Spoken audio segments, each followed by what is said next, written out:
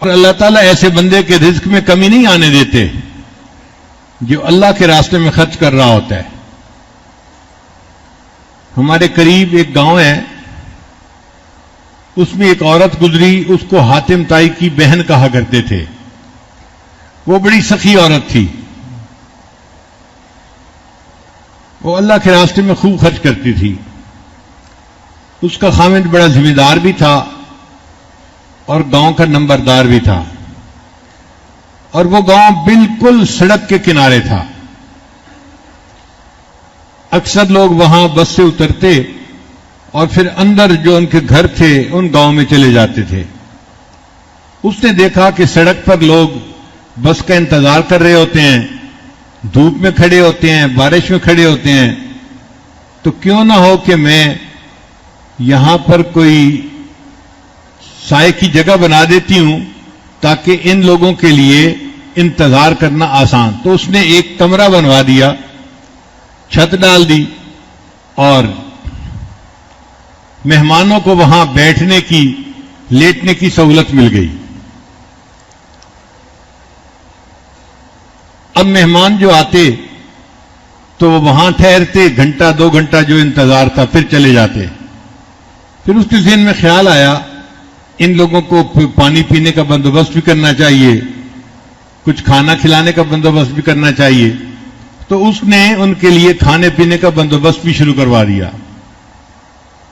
اب آپ کو پتہ ہی ہے کہ ہم جیسے جو مفت خورے ہوتے ہیں نا، ان کو مفت میں روٹی مل جائے کہیں تو وہ پلاننگ ہی ایسے کرتے ہیں کہ یہاں سے جائیں گے اور فلاں جگہ رات گزاریں گے، کھانا کھائیں گے اور صبح پھر آگے جائیں گے۔ رش بڑھنا شروع ہو گیا۔ اب کھانا کھانے والے 200-300 تک پہنچ گئے۔ بات شروع ہوئی تھی 5-10 سے، اور اب انتظار گاہ میں 200-300 بندے ہوتے، مگر کھانا پکایا جاتا اور ان کو دیا جاتا۔ اب کچھ لوگ جو ہوتے ہیں نا، وہ بڑے خیر خواہ ہوتے ہیں، اللہ ہی ان سے نمٹے، ان بیچاروں کو ہضم نہیں ہوتا یہ سب کچھ۔ اب انہوں نے دیکھا کہ بھئی روزانہ اتنا پیسہ خرچ ہو رہا ہے، یہ عورت کھانا بنوا رہی ہے اور 200 بندوں کو کھانا کھلا رہی ہے۔ وہ اس کے خاوند کے پاس گئے، سناؤ بھائی، درخت سے کہیں پتے اتار کے لاتے ہو پیسے جو تمہارے پاس کمی نہیں ہے؟ انہوں نے کہا نہیں، میں زراعت سے کماتا ہوں۔ دیکھو تمہاری بیوی تو ایسے پیسہ لٹا رہی ہے، 200-300 بندوں کو ہر رات کھانا کھلاتی ہے، یہ تو تمہیں کنگال کر کے ہی رہے گی۔ کوئی دوسرا آ جاتا، وہ بھی اسی طرح کی بات، میاں کچھ جمع کر لو، سوچ سمجھ سے لگاؤ، برا وقت بھی بندے پہ آ جاتا ہے۔ اب ادھر سے کوئی مشورہ، ادھر سے کوئی مشورہ، وہ بندہ اتنا تنگ آ گیا کہ ایک دن اس نے فیصلہ کر لیا کہ اب میں یہ مہمان خانہ جو ہے ختم کر دوں گا۔ اس نے آرڈر دے دیا، آج کے بعد ہم کسی کو کھانا نہیں کھلائیں گے۔ جب اس عورت کو یہ خبر ملی تو وہ بڑی غمزدہ ہوئی، مگر اس نے اپنے خاوند سے کوئی جھگڑا نہیں کیا۔ جو عقل مند سمجھدار بیویاں ہوتی ہیں نا، وہ موقع پہ بات کرتی ہیں اور ایسے طریقے سے بات کرتی ہیں کہ معاملہ سلجھ جائے، معاملے کو الجھاتی نہیں ہیں۔ چنانچہ وہ غمزدہ بیٹھی تھی، ڈپریس تھی۔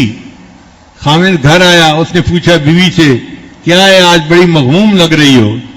انہوں نے کہا بس آج دل بہت غمزدہ ہے میرا، کہیں دل نہیں لگ رہا، بہت طبیعت بیزار ہے۔ اس نے کہا پھر اچھا ایسے کرو، میں جا رہا ہوں زمینوں پہ، مربے میں، تو آپ میرے ساتھ چلو، زمینوں پہ جاؤ گی، وہاں پر سبزیاں دیکھو گی، پھل دیکھو گی، سبزہ دیکھو گی، اور چیزیں دیکھو گی نا، تو تمہیں طبیعت تمہاری فریش ہو جائے گی۔ اس نے کہا ٹھیک ہے۔ چنانچہ بیوی اپنے خاوند کے ساتھ زمینوں پہ چلی گئی۔ اب کچھ دیر تو وہ چلی پھری، پھر ایک جگہ جہاں پہ کنواں چل رہا تھا نا، وہاں آ کے وہ بیٹھ گئی اور کنویں کے اندر اس نے جھانکنا شروع کر دیا۔ آدھا گھنٹہ گزر گیا، یہ عورت بیٹھی کنویں کے اندر ہی دیکھتی جا رہی ہے۔ تو خاوند اپنا کام سمیٹ کے آیا، اس نے کہا اللہ کی بندی کیا کر رہی ہو، اتنی دیر سے ایک ہی جگہ بیٹھی ہو؟ اس نے کہا بس میں دیکھ رہی ہوں یہ خالی ڈول اندر جا رہے ہیں اور پانی سے بھر بھر کے واپس آ رہے ہیں، کوئی ڈول خالی نہیں آتا۔ جو خالی ڈول اندر جاتا ہے وہی بھر کے واپس آتا ہے. تو خاوند ہنس پڑا, کہنے لگا تم بڑی بیوقوف ہو, تمہیں پتہ نہیں ہے کہ کنووں کا پانی خشک نہیں ہوتا, یہ ساری عمر بھی کنواں چلتا رہے, خالی ڈول جاتے رہیں گے, بھر بھر کے آتے رہیں گے, اللہ کنویں کا پانی اسی طرح رکھے گا, زمین سے اور پانی آتا رہے گا. اس نے کہا اچھا کنویں کبھی خشک نہیں ہوتے؟ اس نے کہا نہیں خشک نہیں ہوتے. اس نے کہا پھر اللہ نے تمہارے گھر میں بھی ایک کنواں جاری کر دیا تھا, تمہیں کیوں ڈر لگا کہ وہ کنواں خشک ہو جائے گا اور اس کا پانی ختم ہو جائے گا؟ خاوند کو بات سمجھ آ گئی, اس نے فیصلہ کیا میں مہمان خانے کو چلاتا رہوں گا. وہ عورت جب تک زندہ رہی پوری زندگی 200-300 مہمانوں کا کھانا روزانہ کھلاتی رہی, اور اللہ اس کے خاوند کو رزق دیتا رہا.